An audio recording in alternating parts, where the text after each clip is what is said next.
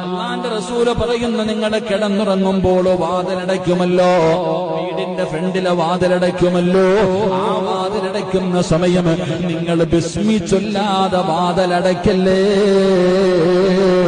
ബിസ്മില്ലാഹിർ റഹ്മാനിർ റഹീം, ബിസ്മി പറഞ്ഞിട്ടേ വാതിലടയ്ക്കാവൂ എന്ന് ആദരവായ പ്രവാചകൻ നബി മുഹമ്മദ് മുസ്തഫ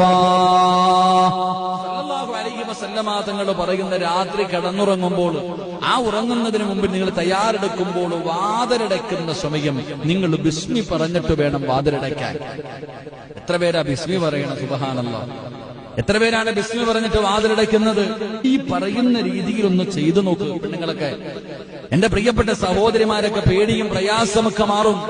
റസൂലുള്ളാഹി സ്വല്ലല്ലാഹു അലൈഹി വസല്ലമ തങ്ങൾ പറഞ്ഞു, നിങ്ങൾ കിടക്കുന്ന സമയത്ത് വാതിലടയ്ക്കുമ്പോൾ ഇന്നത്തെ രാത്രി മുതൽ ബിസ്മില്ലാഹിർ റഹ്മാനിർ റഹീം എന്ന് പറഞ്ഞുകൊണ്ട് നിങ്ങളുടെ വീടിന്റെ വാതിൽ അടച്ചു നോക്ക് എന്റെ പ്രിയപ്പെട്ടവരെ. പിന്നെ ആ വാതിൽ ശൈത്താൻ തുറക്കൂല. അള്ളാഹു നമുക്ക് ഈമാൻ നൽകി നിഗ്രഹിക്കുമാറാകട്ടെ.